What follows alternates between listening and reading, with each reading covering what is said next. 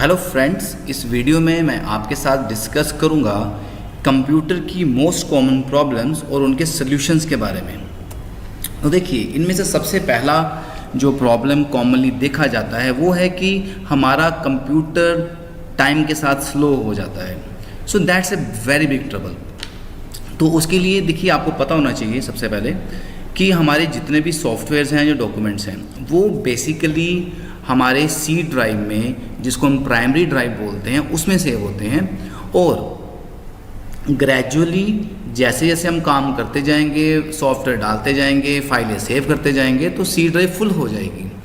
तो जैसे ही C drive full हो जाएगी, जब फुल के नज़दीक होगी, तो सिस्टम ऑटोमेटिकली जो है वो स्लो होना शुरू हो जाएगा। तो उसका सोल्यूशन क्या है? पहला सोल्यूशन ये है कि आप देखिए, रीसाइकिल बिन को चेक करिए। रीसाइकिल बिन को खाली करिए, क्योंकि रीसाइकिल बिन एक ऐसा फोल्डर होता है जिसके अंदर हमारी जो भी डिलीटेड फाइल्स हैं वो सेव होती हैं। तो उसको डिलीट करने से कुछ मेमोरी जो है वो रिलीज़ हो जाएगी। उसके अलावा कंट्रोल पैनल पे जाके जो भी सॉफ्टवेयर अननेसेसरी आपने इंस्टॉल कर रखे हैं, जिनको आप यूज़ नहीं कर रहे हैं, उनको भी अनइंस्टॉल कर दें, तो उससे भी कुछ स्पेस रिलीज़ हो जाएगा। उसके अलावा हमारे सिस्टम में कुछ टेम्पररी फाइल्स होती हैं जिनकी एक्सटेंशन .tmp होती है। आप उसको सर्च करके भी डिलीट कर सकते हैं। उसके अलावा यदि आपको सी ड्राइव का साइज चेक करना है, तो विंडोज़ के हर कंप्यूटर पे माई पीसी या कंप्यूटर नाम से एक फ़ोल्डर होता है। उसको आप ओपन करेंगे तो इस तरह से, ये देखिए, मैंने एक डायग्राम छोटा सा शेयर भी करा है। तो देखिए, यहाँ पे सी ड्राइव जो है वो दिखा रहा है कि इतना फ्री है 111 GB में से। तो इसका मतलब ये हुआ कि जो आपकी हार्ड डिस्क ड्राइव है वो ज़्यादा तौर पे फिल हो चुकी है, तो आपको थोड़ा डाटा इसमें से कम करना पड़ेगा। क्योंकि अगर ये और ऊपर जाएगा, देखिए यहाँ पे रेड बन चुका है बेसिकली। तो रेड का मतलब ही ये है कि जो उसकी स्टोरेज है वो काफ़ी फिल हो चुकी है और आपको थोड़ा सा स्टोरेज कम करना चाहिए। उसके अलावा ये तो हो गया कि आपने ड्राइव चेक करी है। उसके अलावा आपको पता होना चाहिए कुछ ऐसे सॉफ्टवेयर्स होते हैं, एप्लीकेशन होती हैं, जो ऑटोमेटिकली लॉन्च हो जाती हैं जैसे ही हम अपना कंप्यूटर स्टार्ट करते हैं। तो वो देखने के लिए आप क्या कर सकते हैं, आप विंडो में सर्च करिए सिस्टम कॉन्फ़िगरेशन टूल। जब आप ये वर्ड सर्च करेंगे तो कुछ इस तरह की विंडो खुल जाएगी। अब इसमें बड़ी सारी टैब्स होती हैं, general, boot, services, startup and tools. अब स्टार्टअप पे जाके आप देख सकते हैं जो एप्लीकेशंस, जो सॉफ्टवेयर्स आपके ऑटोमेटिकली लोड हो रहे हैं विंडो स्टार्ट होते, कंप्यूटर स्टार्ट होते, उनको आप चाहो तो यहाँ से चेक बॉक्स पे क्लिक करके डिसेबल कर सकते हैं या सभी को डिसेबल कर सकते हैं। लेकिन मेरी रिकमेंडेशन ये है कि यदि आपको नहीं पता कि किसको डिसेबल करना है, तो प्लीज़ ये काम मत कीजिए, अदरवाइज सिस्टम आपका प्रॉब्लम दे सकता है। Then computer hang. अब अगेन, कंप्यूटर हैंग कभी भी हो सकता है, और कंप्यूटर हैंग होने के जो मेन रीजंस होते हैं, वो पहला है वायरस आ गया। तो वायरस का तो इलाज एंटीवायरस है। तो आपके पास कंप्यूटर में अपडेटेड एंटीवायरस सॉफ्टवेयर होना चाहिए। मार्केट में बड़े सारे एंटीवायरस अवेलेबल हैं। वैसे विंडोज़ का अपना एक कंप्यूटर डिफेंडर करके आता है, डिफेंडर आप इंस्टॉल करिए, तो वो विंडोज़ ऑटोमेटिकली आपको वायरस से प्रोटेक्शन प्रोवाइड करता है। अदरवाइज़ क्विक हील है, K7 है, इस तरह के बड़े सारे एंटीवायरस सॉफ्टवेयर अवेलेबल हैं जिन्हें आप डाउनलोड करके सिस्टम को वायरस से बचा सकते हैं। उसके अलावा फॉल्टी SMPS होती है हमारे सिस्टम की पावर सप्लाई। ये CPU के या कैबिनेट के अंदर लगती है। तो अगर यदि आपकी SMPS भी ख़राब हो जाए तो सिस्टम हैंग हो सकता है। तो उसका इलाज एक ही है कि SMPS को चेंज कर दें, नया लगवा लें, ताकि प्रॉब्लम सॉल्व हो जाए। आपको पता होना चाहिए हमारे कंप्यूटर में बड़े सारे कूलिंग फैंस होते हैं। जैसे कि एक फ़ैन SMPS पे होता है, उसके अलावा जो हमारा CPU है, जो चिप होती है, प्रोसेसर होता है, उसके ऊपर भी फ़ैन लगा हो। तो यदि कोई भी फ़ैन आपका ख़राब है तो इट्स बेटर कि आप उसे चेंज कर दें, नया फ़ैन लगवा लें, ताकि आपका सिस्टम हैंग ना हो। उसके अलावा ऑपरेटिंग सिस्टम यदि करप्ट हो जाए, विंडोज़ करप्ट हो जाए, तो उस केस में भी हमारा सिस्टम हैंग हो सकता है। तो उस केस में आपको ऑपरेटिंग सिस्टम की फ्रेश कॉपी को इंस्टॉल कर लेना चाहिए। देन अगली प्रॉब्लम है सॉफ्टवेयर रन स्लो, सॉफ्टवेयर चलने स्लो हो चुके हैं। तो उस केस में क्या करना चाहिए? देखिए, सॉफ्टवेयर स्लो चलने के दो ही रीज़न होते हैं मेनली। पहला ये है कि आपके सिस्टम की प्रोसेसिंग पावर स्लो है, आपका CPU जो पुराना हो चुका है, आउटडेटेड हो चुका है, और जो नया सॉफ्टवेयर है या हैवी सॉफ्टवेयर है वो उस पर प्रॉपर नहीं चल पा रहा। तो उस केस में आपको मदरबोर्ड CPU नया लगाना चाहिए, तो वो आपकी प्रॉब्लम सॉल्व कर सकता है।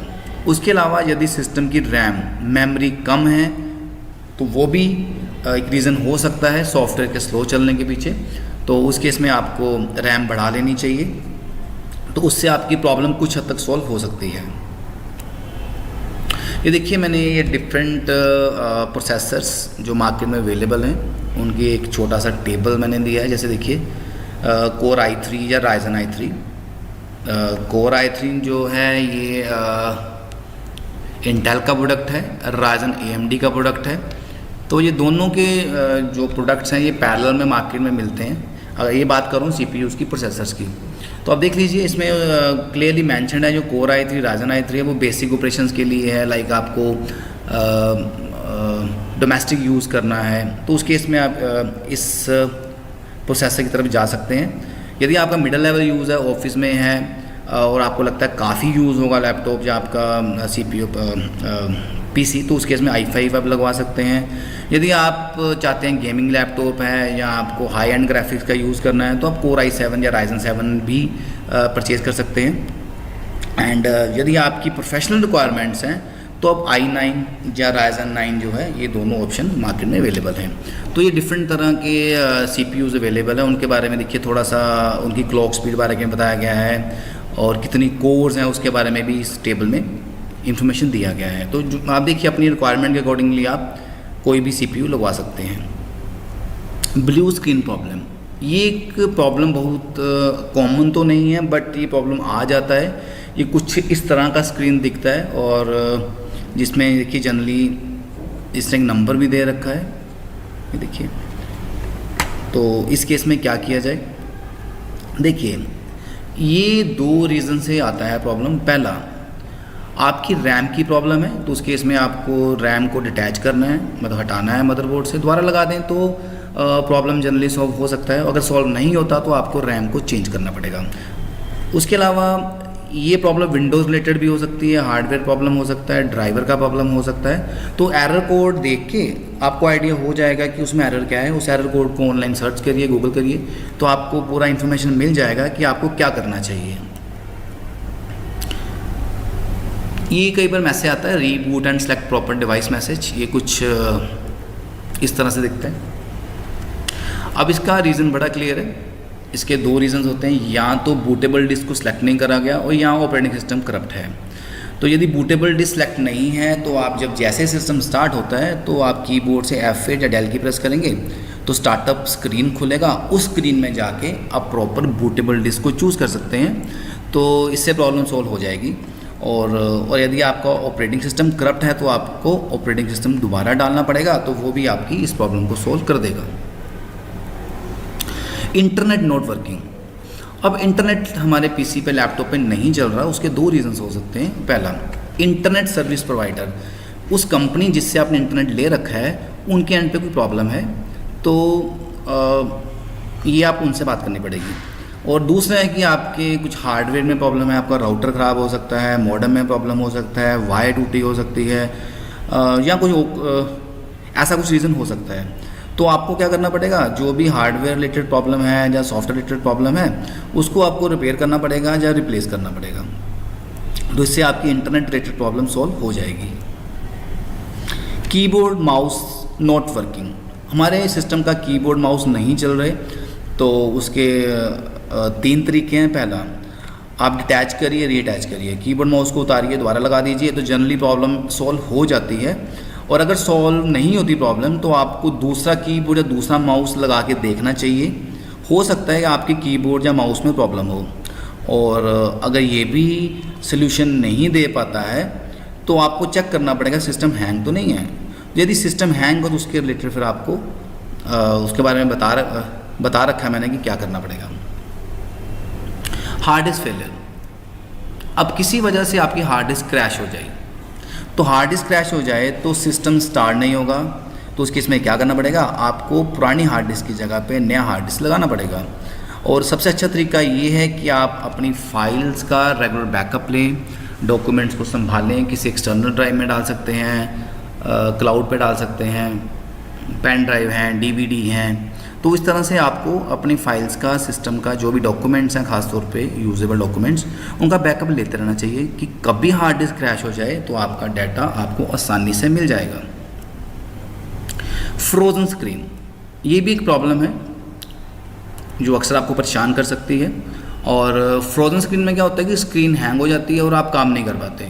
तो इसका रीज़न होता है कि अगेन हार्डवेयर या सॉफ्टवेयर में प्रॉब्लम है, दोनों प्रॉब्लम हो सकती हैं। तो वैसे तो कंट्रोल ऑल्ट डेल करने पे या सिस्टम को रीबूट करने से ये प्रॉब्लम सॉल्व हो जाती है। यदि नहीं होती है तो फिर आपको मैकेनिक को दिखाना पड़ेगा।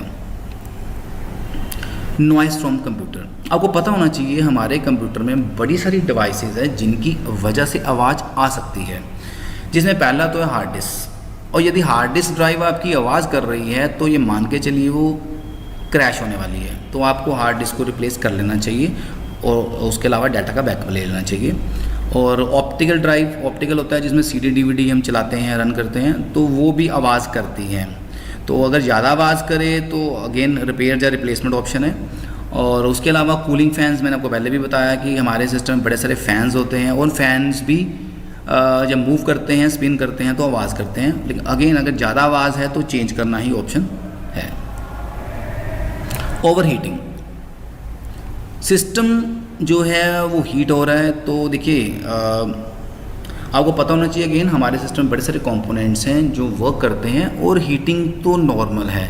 लेकिन अगर हीटिंग बहुत ज़्यादा हो जाए तो वो सिस्टम पे बुरा प्रभाव डाल सकती है।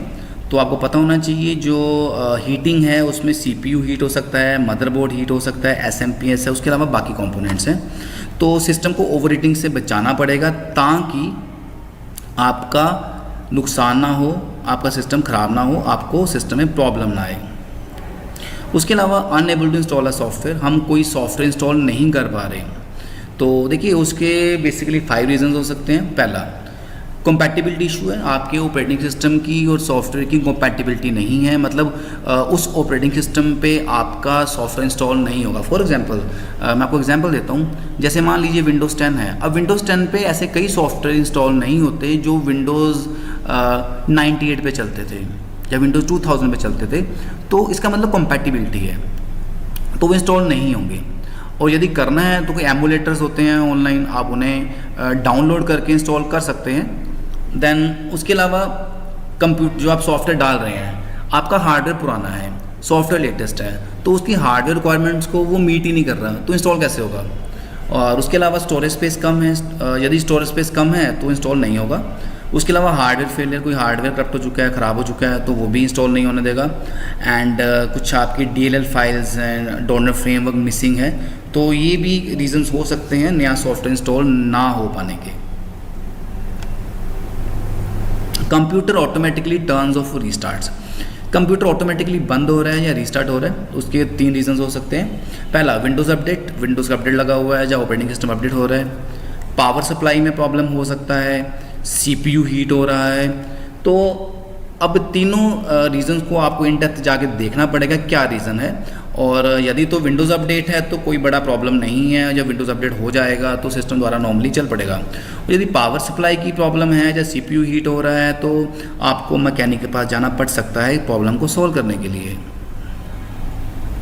System crashes before loading operating system, अब जैसे ही ऑपरेटिंग सिस्टम स्टार्ट हुआ मेरा सिस्टम क्रैश हो गया, सिस्टम रीस्टार्ट हो गया, बंद हो गया। अब इसके 2 रीजंस हो सकते हैं। फ्रेश ऑपरेटिंग सिस्टम, कि आपने ऑपरेटिंग सिस्टम अभी फ्रेशली डाला है तो वो कई बार रीस्टार्ट मांगता है, तो वो रीज़न हो सकता है। तो इसमें चिंता वाली बात नहीं है क्योंकि अल्टीमेटली वो चल पड़ेगा। और दूसरा है पावर फेलियर है, पावर फ्लक्चुएशन है, या किसी वजह से सिस्टम रीस्टार्ट हो रहा है। तो अगर ये वाला केस है तो आपको अगेन चेक करना पड़ेगा। और यदि प्रॉब्लम सॉल्व ना हो तो अगेन मैकेनिक तो ऑप्शन है ही आपके पास। और मोनीटर नोट शोइंग एनीथिंग, आपके मोनीटर पे कुछ भी शो नहीं हो पा रहा, तो उसके बेसिकली 3 रीजंस है मुझे पता है। पहला है कि आपकी केबल चेक करिए, जो तार होती है बैक साइड पे, और कई बार लूज़ केबल की वजह से मॉनिटर कुछ डिस्प्ले नहीं कर पाता, तो अगर तार को टाइट करेंगे तो आपका डिस्प्ले आना शुरू हो जाएगा। उसके अलावा ग्राफिक कार्ड फेलियर हो सकता है, मदरबोर्ड की प्रॉब्लम हो सकती है, तो आपको इस केस में या तो रिप्लेस करना पड़ेगा या रिपेयर करा सकते हैं। और रैम की प्रॉब्लम की वजह से भी सिस्टम मॉनिटर को शो नहीं करेगा, तो इस केस में भी क्या है, या तो रैम को डिटैच करके दोबारा अटैच कर दें या रिप्लेस कर लें। तो ये सारे डिफरेंट मेथड्स हैं, तरीके हैं जिसकी वजह से मॉनिटर डिस्प्ले नहीं करता, और उसके सोल्यूशन मैंने आपको साथ में दे रखे हैं। यदि आपको वीडियो अच्छा लगा हो तो सब्सक्राइब करें, लाइक करें और शेयर ज़रूर करें, ताकि आपके फ्रेंड्स को भी इस वीडियो का बेनिफिट हो सके।